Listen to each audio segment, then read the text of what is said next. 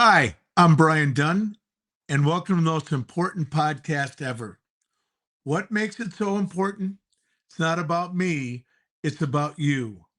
This podcast is about ordinary people doing extraordinary things, the moments of resilience, the lessons learned, and the small acts that made a big difference. From retail floors to boardrooms, we'll share the untold stories that shape lives and careers. This week, our guest is Earl Allen, and I have to tell you, I'm so excited about today's show. Uh, Earl is someone who lives the idea of discipline, not just in theory, but step by step, mile by mile.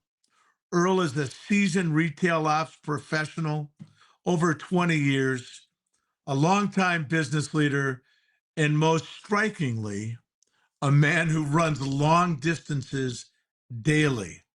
Yes, you heard that right. Every single day, he gets up and he knows he's going to run that day. This episode for me is about endurance, energy, personal mastery, and the habits that shape our very lives.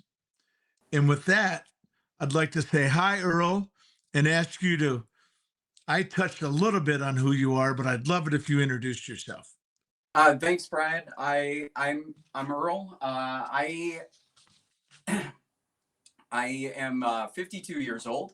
My first job, I'm a retail guy, right? So my first job, I was a Burger King clown when I was 15 years old. And that was my segue into retail, where I became a third key holder in a record store. Worked in the record stores. Then I worked my way into operations, retail management. Worked for Circuit City, worked for the Boschowitzes, and then I spent the last 20 years of my career working for Best Buy.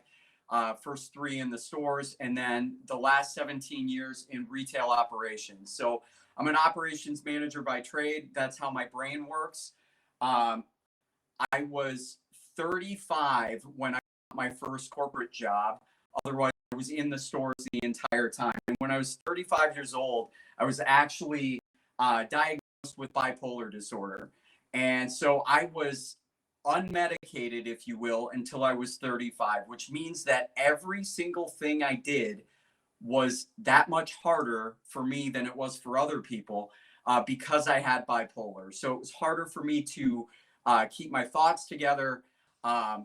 It took me longer to do just about everything than it did somebody that didn't have what I had. And so when I became medicated, it was like a whole new world opened up for me. And I started my first corporate job. My mentor for many years, Johnny Hernandez, took a chance on me, brought me up to the corporate office, changed my life and changed my son's life forever. It completely changed the trajectory of my life. And so operations has been my thing, very much a retail guy. And then at that time, 35, I weighed 300 pounds. And then I decided, I knew something was wrong. I was going through a custody battle, and I was hitting rock bottom in pretty much every way possible. And I knew that I needed to make a change. And I had friends that ran, what have you. In high school, I didn't run. I ran when I was chased, which unfortunately did happen in high school. But for the most part, I was not an athletic guy. And I knew that if I ran, that would help change my life. And so literally, I ran to lose weight. I would leave the office at 5 o'clock, and I would commute, and I would go to the YMCA in Woodbury, and I would literally run on a treadmill at least 10 miles a day. And I did that for about almost 2 years. And during that time, I got custody of my son back. My life was changing. And a buddy of mine said, "Hey, you want to, I'm coming into town. We're going to run some races for Labor Day. We're going to run a 10K and a 5K. Do you want to run it with me? Well, first off, I had to look up what a 10K and a 5K was. I didn't know what it was, right? So I did. And I was like, sure. Yeah, I'll run with you. And it was like, I was treadmill fast. So I had never run outside before. And I did. And I was pacing my friend. And then that was it. Like a light went off in my head. And I was like, running on the road, the wind going through me, right? Like I don't have any hair, but going through me. It felt amazing. And the crowds and people just being excited and being around each other. I felt this energy that I never felt before in my entire life. And I was like, I am meant to be outside. And from that day, that was Labor Day 2012. From that day until Christmas Day 2022, I ran exclusively outside every single day. So that was. Can I ask you a question, Earl? Yeah. I want to come back to this. This is fascinating to me. So you make the move. You get some meds. You get medicated to help you with your mental health challenge. You move into a new job, and you say, "I want to get in shape." And did you run? How did it start? What was the progression? Was the first day a mile, 2 miles? Yeah, it was, it started out as long as I could do it, right? So like, and when I think about it, it was, the first time, like I remember, Brian, when I tried to start running, I tried to run down the block and I couldn't do it, right? So then I went on the treadmill, I tried to distract myself, and it was a gradual progression those first few weeks. I literally tried to do it as long as I could like breathe. And because of my personality, I made a promise to myself that I was just going to do it every single day and I was just not going to stop. And so I would say it was, that first month or so, it was as much as I could possibly do. And then very quickly, it became 10 miles a day. And that's because I have this weird, and it's probably the retail part of me, right? But it's like you come up with an objective, you come up with a plan, you make a promise to yourself, and then you just don't stop. And so it's like that becomes your new normal. And so I would say it went from a mile to 2 miles to as close to 10 as possible, as quickly as possible. But that is just, and I think that's just how I grew up, right? That resilience where you're not going to make a change unless you make a promise to yourself, and then you try not to ever go back on that promise. It's part of the retail warrior's mindset. Yep. It really is. And our friend Johnny would be a good guest on this podcast. So drop a good word with him, will you? I will. So then how long is it then until you're running outside? So it was, so that I started running October 1st, 2010, and I ran on the treadmill until the day before Labor Day 2012. So, call it August 2nd, August 1st, 2012. Yep.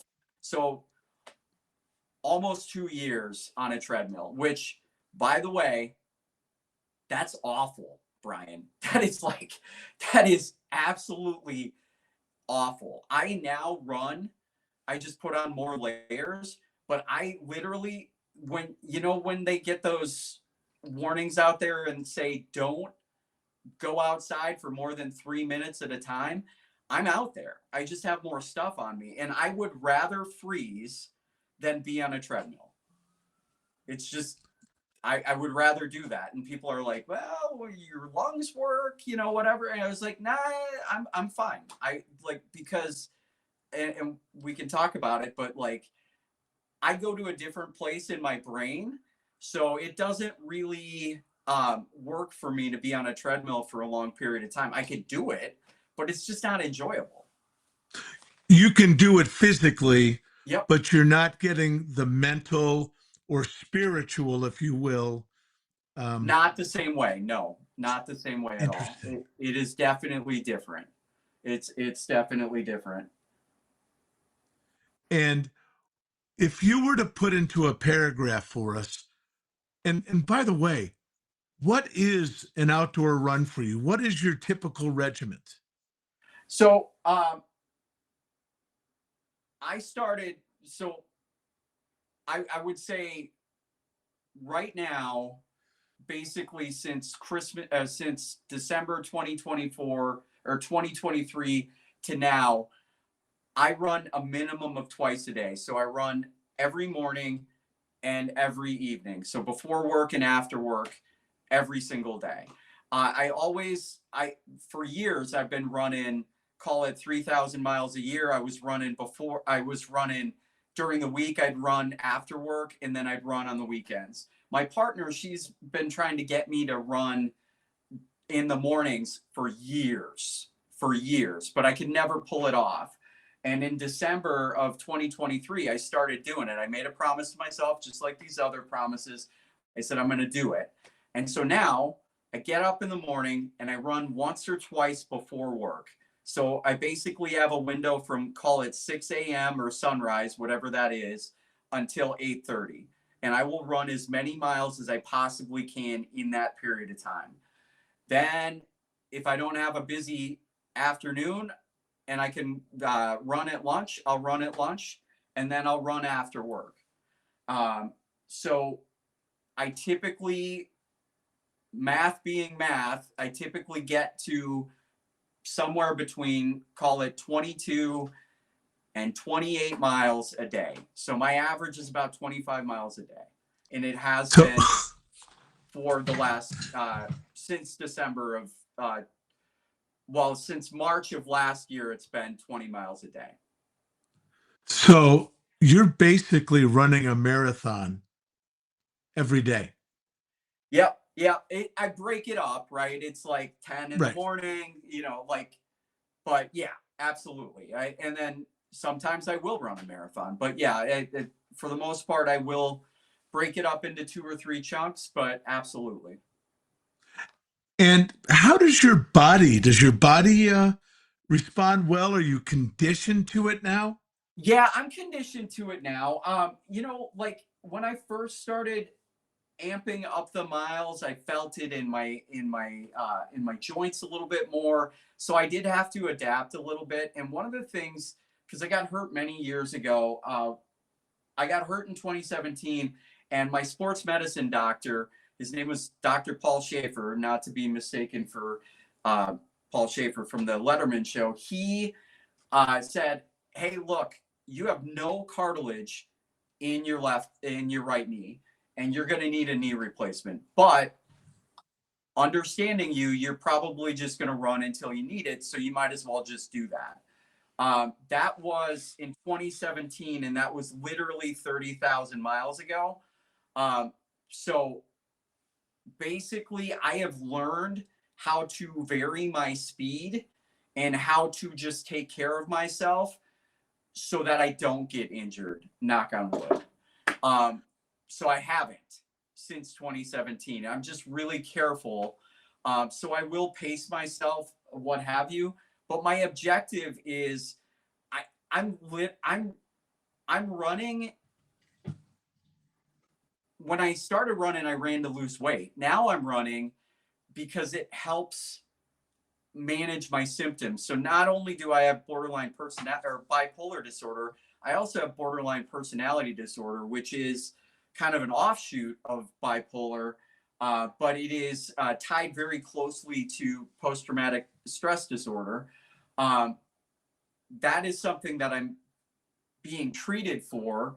But my doctors have said to me that the more I exercise, the better that assists with the medication. So for the last several years, and really for the last 2 years, I've been running every day more and more to treat those symptoms. So Brian, when I wake up in the morning, I don't necessarily like, it's hard. Like I had some bad dreams. I'm not feeling good. I have a mental illness, and I run to get started. Like I will literally run, and I'll actually run around the block here several times to get going before I go down to the river. And that will um, it's almost like starting trying to start the lawnmower, right? Like the old Yeah. pull lawnmower. It's kind of like that. It's like you're trying to like get moving, and that's what I'm doing. I'm trying to get myself going, because once I start going, the endorphins will kick in and I'll feel better. And then I can keep going. But that first couple blocks, that first couple miles, that's pure force of will, because I'm not feeling good. And so that's kind of the experience that I go through almost every day. One of the questions I had written down that I wanted to ask you was just that. Are there mornings where you just don't want to go do it? Yeah. Because all of us, when we exercise, are like, boy, I'm not feeling it today. But Yeah, absolutely, Brian. It's just, like I originally started running, because I wanted to change my life, and now running has changed my life. And so it's as important as taking my medication. I'll take my medication at night, I'll take some in the morning, and then I'll start running. And it is so hard sometimes to do that. But you know how people will be like, "Hey, I can't breathe right for the running, and my knees hurt." There's all of these physical factors that come into play for why it's hard to run. And those are all legit. They're 100% legit. And I experienced those when I started running. And once you put your mind to it, all of those physical things will go away. And then it really becomes this. And so what I've learned is that my my illness is a liability in my life, right? It has been through the years, absolutely. In relationships, in my job, in my life. And then it's also a superpower, because I have the ability to take my brain and push it in the back, and I literally don't even realize that I am running as much as I'm running. Like, Brian, I ran the Eau Claire Marathon a couple weeks ago, and I was running it, and I had never done it before. It was brand new to me. I was a little like, I wasn't sure where I was going. I was kind of confused. I didn't know if I was going to pull it off, to be honest with you. And so I said to myself, I said, what am I going to do for the next 4.5 hours? And so I started to like go through like this folder of stuff in my head of what I was going to focus on and think about for that time period. And that's what I did. And I just processed my emotions and my feelings about different things. And then that distracted me and made me want to keep moving forward. But that mental barrier is the most important barrier.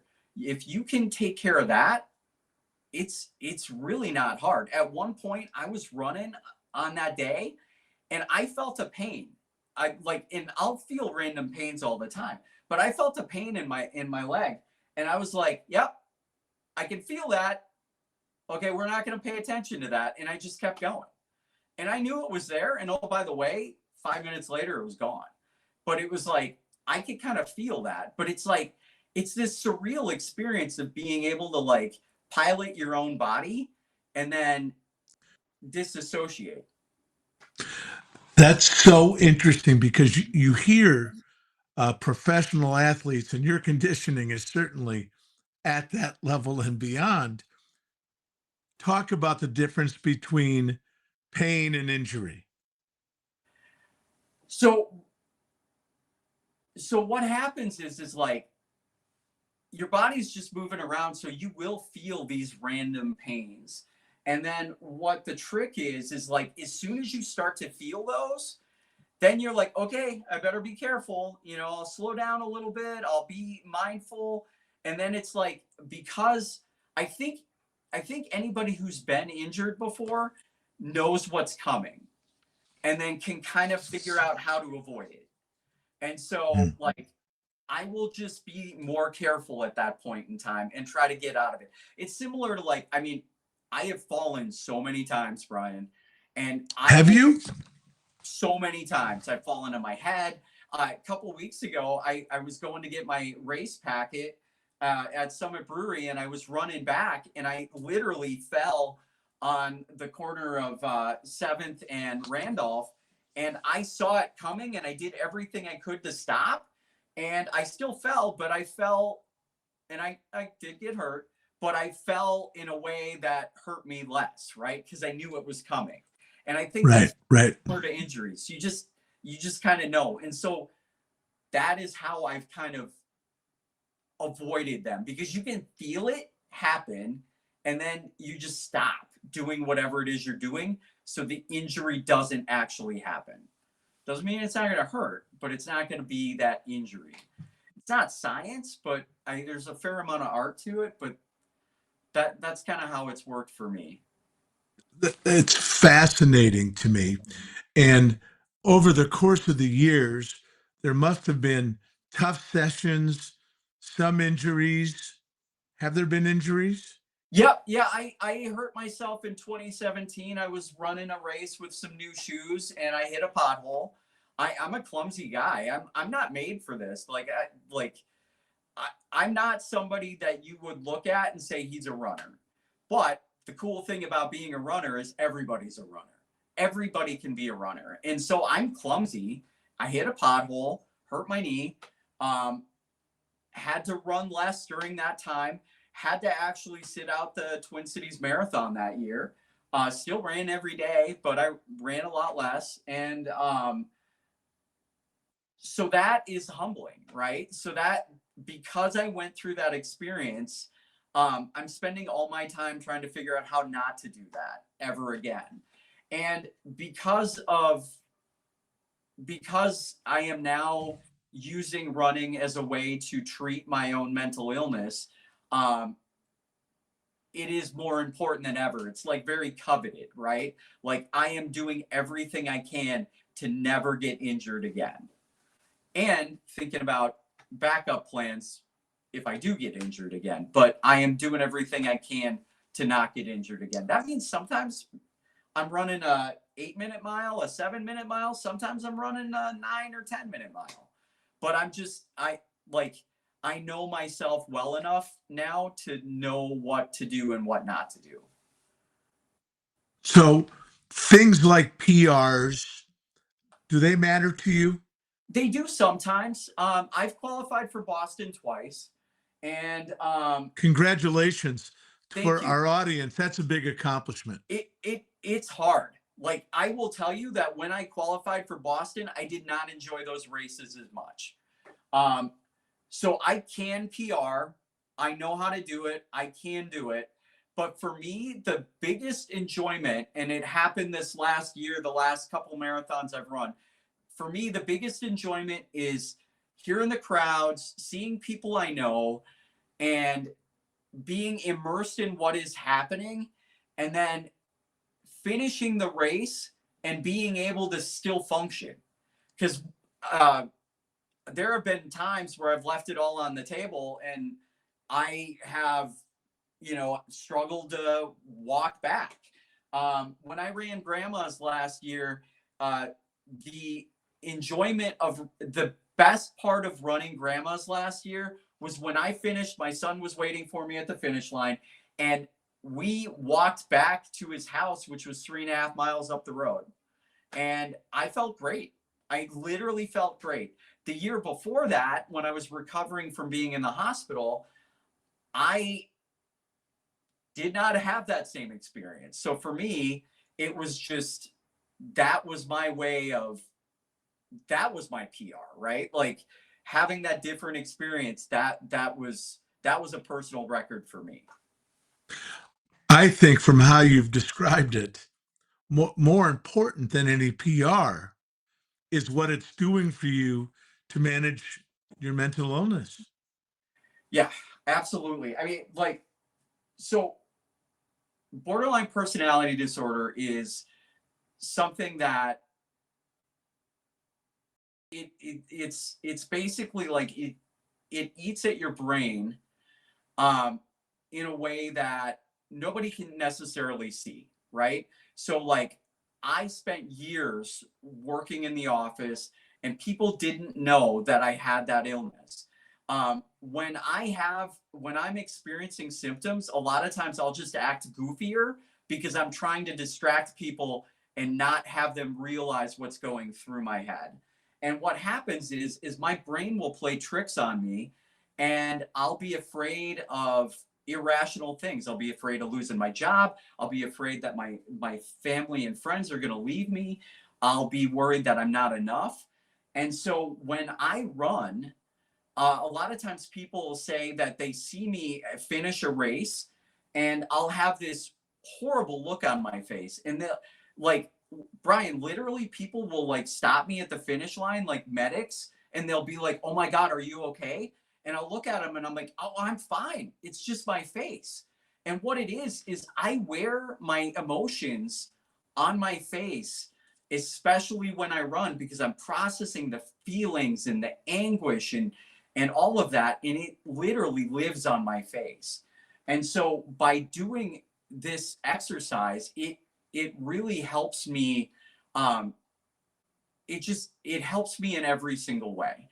And, like, I have spent so much time trying to be connected to the running community more and more, because I'm not alone. There's over, I believe it's like 1.2 million people in the U.S. alone have borderline personality disorder.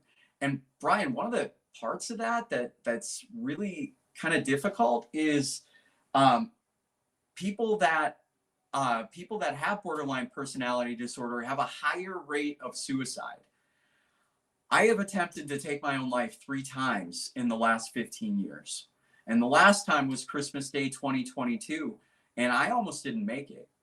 And I wouldn't have made it if it wasn't for my friends and family and for my job taking care of me. But it was, you want to talk about a humbling experience. Um, I do not feel like I am the same person as the person that went into the hospital on Christmas Day 2022. And I am who I am today because of a lot of therapy, a lot of support from my friends and family, and really tapping into the exercise and just really being more connected to myself. That's helped me a lot. It saved my life, literally. It has saved my life countless times. That is very powerful testimony, Earl. And I have to tell you, I admire you so much because there are people out there that have mental illness and don't know what to do with it. And I think you're very brave to share it with people. And I think what you're doing is reaching a hand out to help those who are in need. Absolutely. And I just wanted to tell you how very much I admire that you shared that with us. And I admire so much the journey you're on. And I think it's very important for all of us. It's about tenacity, it's about taking control and taking charge of yourself. And I admire it a great deal. Thank you. Um, if there's somebody out there that sees this and it resonates with them, is there some place that they should reach out to that you would recommend? We'll certainly link Yeah. some places, but I'd love your thoughts. Yeah, absolutely. So NAMI is a good resource. So that that is a national mental illness support. Yeah. Also, I belong to um, an organization. I'm an ambassador for an organization called Still I Run for Mental Health Awareness. They have many support functions. This is actually Mental Health Awareness Month. May is Mental Health Awareness Month. I also am an ambassador for Twin Cities in Motion, supporting the Twin Cities Marathon. We actually just did a panel interview yesterday in support of Mental Health Awareness Month with a lot of mental health professionals. So yeah, absolutely, I can get you some links as well. But there are a lot of resources out there, and there are a lot of treatments for mental illness. And one of the most popular is what they call dialectical behavioral therapy, which helps teach skills that help you kind of identify when you're having issues where you're not sure what is real and what is not, because that's the really biggest thing. Like with a mental illness, it causes you to not know what's real and what is real and what is not. And if you can't trust this, Right. that's really scary, right? Like it's just, if you look at something and you firmly believe it is this thing and it's actually not that thing, it's horrible. And it's horrible for you and it's horrible for your family. Like I'm so grateful, Brian, for my family. I would not be where I am today if it wasn't for my partner and my son, and my family. This kind of an illness, it causes you to lose people, because Yeah. it's really hard. It's hard to support somebody when they don't know what's real and what's not. Right. Right. I have to tell you, Earl, it's very appropriate that this episode is closing out May, as it is Mental Health Awareness Month. And I want you to know how very much I admire what you've done and how you've taken charge of yourself.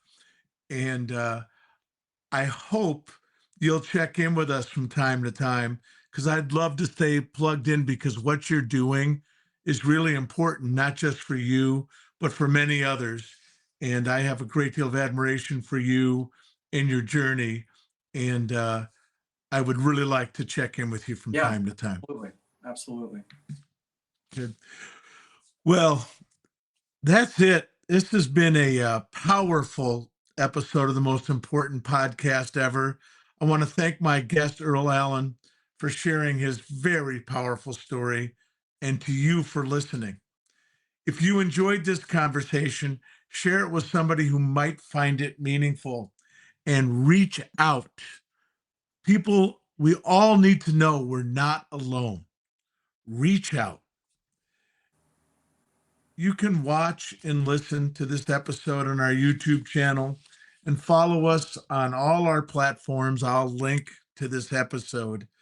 But in the meantime, please remember that everyone is carrying something and you never know.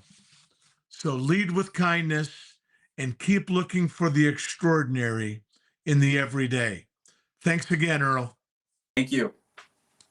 Take care, everyone.